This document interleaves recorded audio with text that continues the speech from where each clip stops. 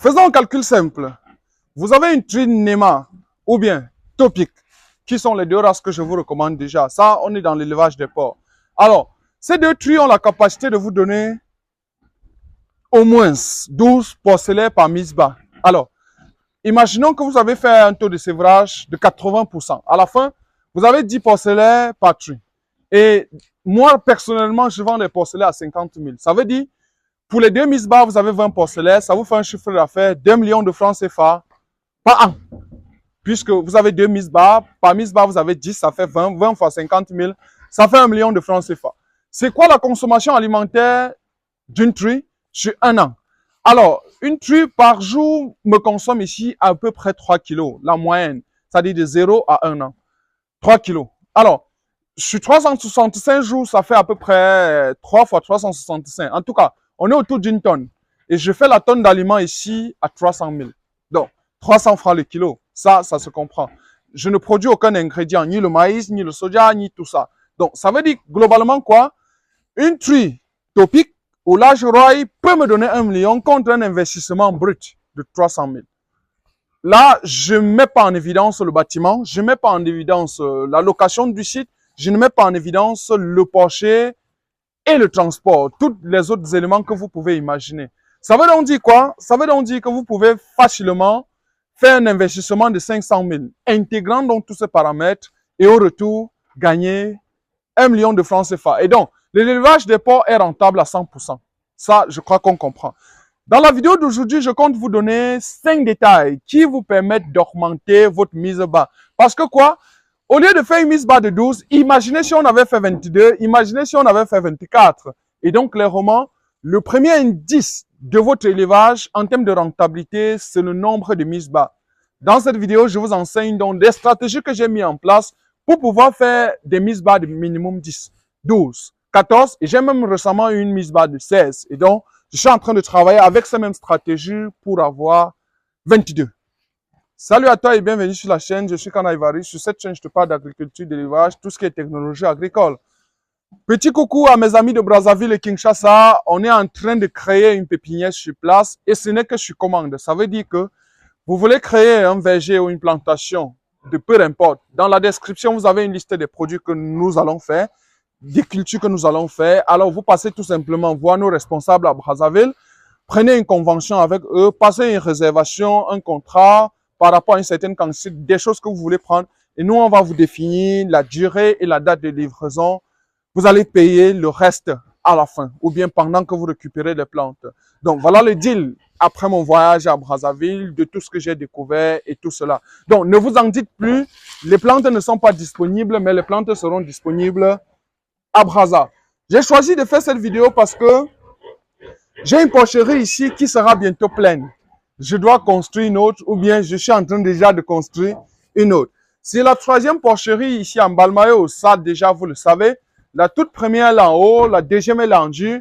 La troisième était spécialement construite pour la vente. Je vous en parlerai de ma stratégie de vente plus tard. On va essayer d'entrer avant de commencer avec des stratégies.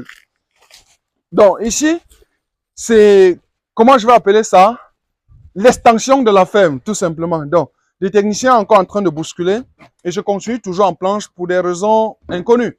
Parce qu'il y a déjà la ferme d'engraissement en haut en dur.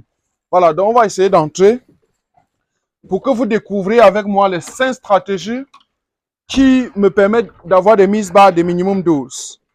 Peut-être on ne va pas compter, parce que si on passe le temps à compter, ce sera trop énorme. Donc, alors là, avant-hier, non, il y a quand même 3 jours, on a eu une mise bas ici. Ça doit faire 1, 2, 3, 4, 5, 6, 7, 8, 9, 10, 11, 12.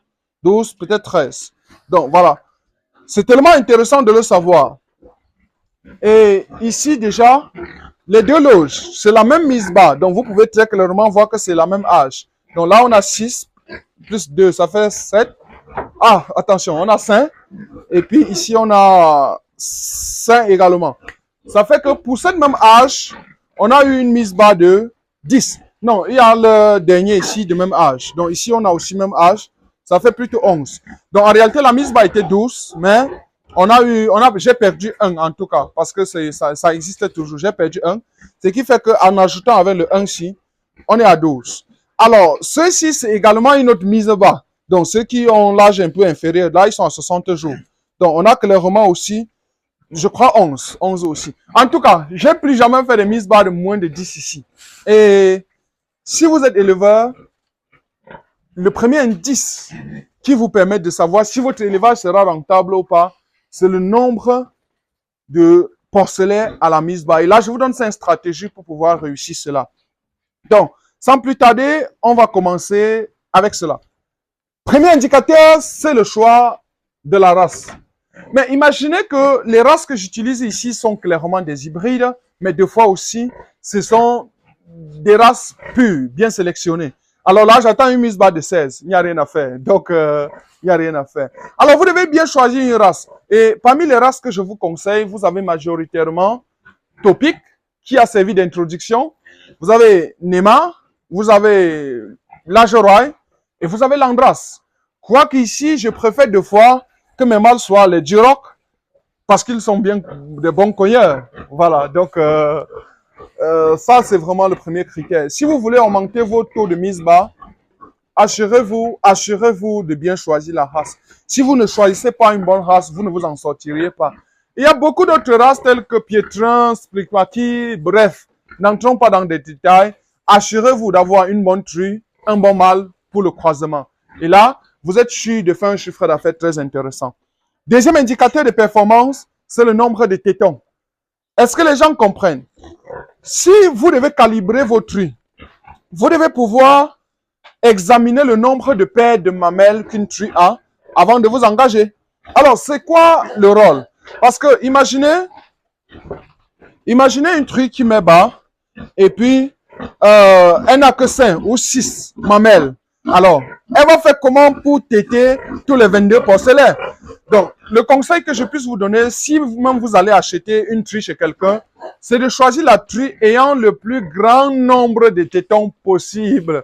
Là, c'est vraiment une stratégie que les gens ne savent pas. Chez les mammifères, chez les êtres humains, c'est pas possible. Parce que toutes les femmes ont 2 mamelles. Mais ici, on a 2 fois des paires de 6, des paires de 8, des paires de 10. Ce qui est très clair, ce qui est très rare, peut-être aussi chez les Nema.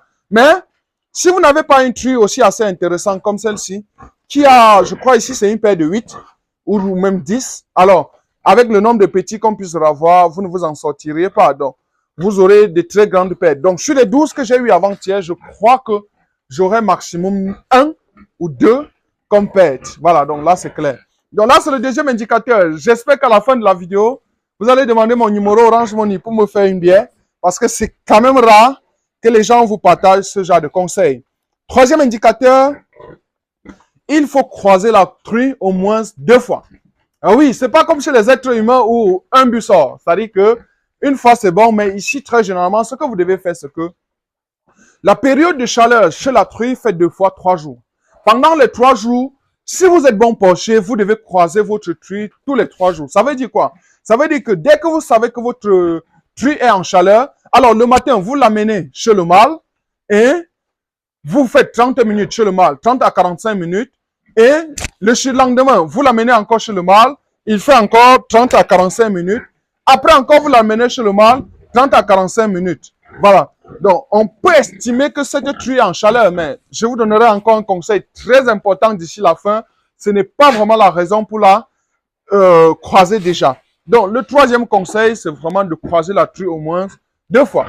Pourquoi? Parce que l'ovulation chez le porc est progressive. Ça veut dire que le porc ne libère pas tous ses ovules comme une femme à la même date. Ça veut dire, le premier jour, le porc peut donner 10% de ses ovules, le deuxième jour, ça donne 20%, et c'est le dernier jour que ça donne les 70%. Alors, si vous avez croisé le premier jour, ça veut dire normalement que vous aurez normalement 10% de la portée maximale. Ça veut dire que si votre porc devait mettre pas 20, alors 10% c'est tout simplement 2. C'est donc pour ça que des fois, vous allez voir les porcs qui mettent bas 2, 3, 4, 6, 8. Oh, ça ne passe pas. Si vous suivez cette vidéo, vous devez dire merci.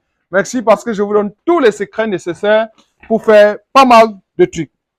Quatrième conseil, si vous voulez effectivement réussir à avoir, tout comme moi, 12 ou 16 ou 18 ou 22, c'est de contrôler la qualité du sperme.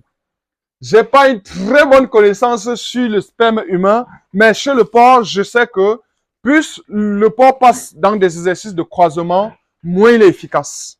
Dans la pratique, on dit qu'un verra peut gérer 10 femelles ou 10 truies. C'est vrai.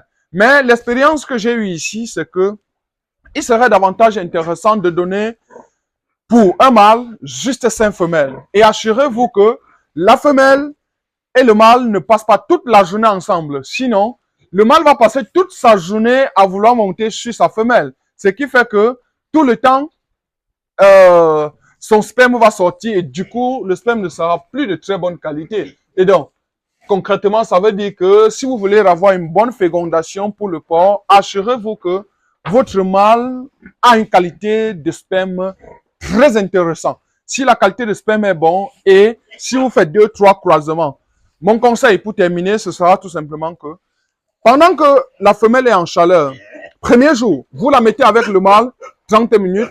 Deuxième jour, vous la mettez avec le mâle 30 minutes. Troisième jour encore, vous la mettez avec le mâle 30 minutes. Là, vous êtes clairement sûr d'avoir minimum 10.